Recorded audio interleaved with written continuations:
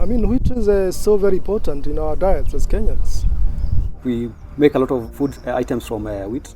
And I think right now in Kenya that at least every household consumes a wheat product every morning. Over time we have seen the demand for wheat increase, just because the population is increasing and the diet's needs are also changing. One of the major challenge is rust diseases. Rust is a fungal disease, and we have the three types of rust. We have stem rust, we have yellow rust, and we have leaf rust. Wheat rust is rampant because most farmers may not be able to recognize the symptoms until the disease has been able to ravage their crop. These areas in Kenya are known, they've been known for a long time as hotspots for wheat rust. When we have wheat rust, we have panic coming to the farmers. All of the rusts, I mean, they're devastating diseases on wheat. And what we're seeing is those races are now, they're moving out, they're moving to other countries in East Africa. Ideally, we would have resistant varieties that help stop the rust development.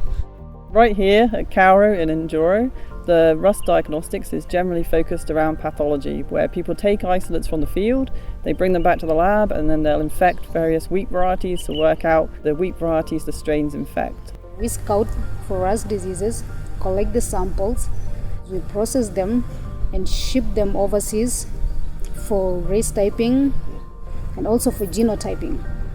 So that really then takes the samples out of the hands of the researchers here in Kenya, and they have to then rely on partners overseas to do all of the analysis.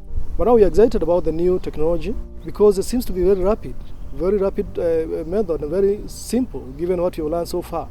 So MARPLE Diagnostics will provide the ability for researchers here directly in Kenya to conduct genotypic characterization of the strains they find out there in the farmer's field, and to do that in near real time because they can get their data within just a couple of days of collecting the samples.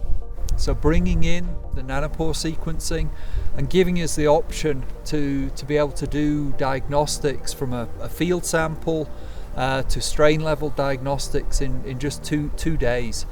And I think that would be exciting.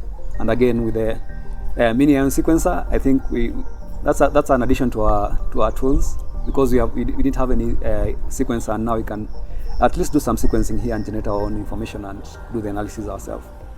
It's a game changer to us, for our country, because we will be able to identify these strains in a very short time. We can now get early detections, and we can be able to send information or be able to prepare our farmers to be ready to combat or control the disease just in case we have an outbreak.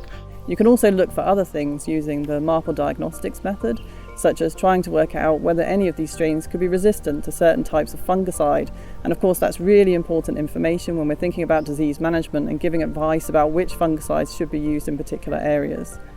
So again, having that rapid sort of monitoring diagnostic technology here in Kenya is incredibly important to get advanced early warning of new things that are coming into the region, and then coupling that into early warning systems that we're also working on.